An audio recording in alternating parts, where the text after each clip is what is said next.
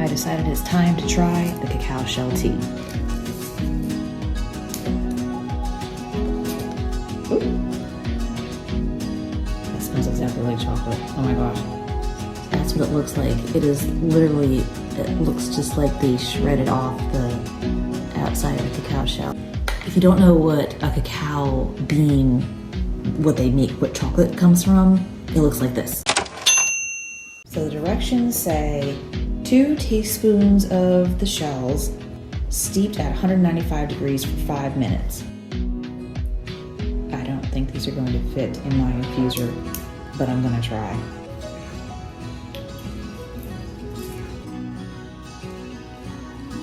This has to steep for about 5 to 15 minutes. So while we're waiting, I'm going to tell you a little bit about what I learned about cacao shell tea. So obviously it's made from roasted cacao shell. So that is the outside husk of the thing you get chocolate from. Cocoa beans were first imported into the American colonies in 1682. Specifically, historians think, for local chocolate production, maybe. The shells could then be used for tea. After the tea boycotts began, it became much more popular in the colonies. It's actually considered more of a tisane than a tea. And by a tisane, we're talking about herbal infusions that were used by Native American tribes. So when Europeans first came over to the Americas, they learned about tisanes from the Native Americans. As far as preparation and consumption goes, as I said, you want to steep for 5 to 15 minutes in boiling water. If you want, you can add spices like cinnamon or cloves. You can add vanilla, you can add milk or cream. If you feel like you need to sweeten it, you can use brown sugar, you can use molasses, you can use honey. There was one website that suggested that maple syrup or maple sugar could be used, depending on your preferences. The really nice thing about this is that it's caffeine free, which means if you have a caffeine sensitivity or you want to be able to enjoy this in the afternoon or even before bed, as I'm doing, you don't have to worry about being wired from the caffeine. It's considered a superfood. Chocolate, as we know, is good for you, right? It's got antioxidants, magnesium, iron.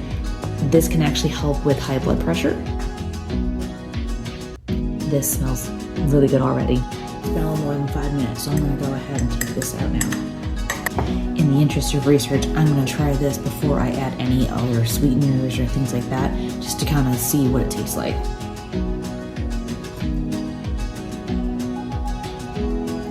It's got a really light flavor. You definitely can taste that it's chocolatey.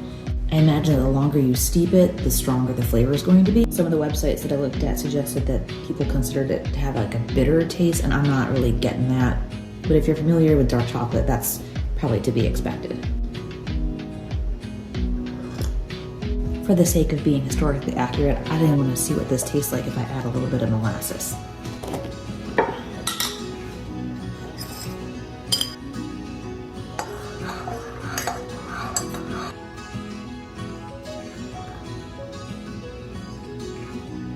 Interesting. I actually liked it better without the molasses, so maybe I won't use that next time. On the whole, I'm gonna say this is actually really, really good tea.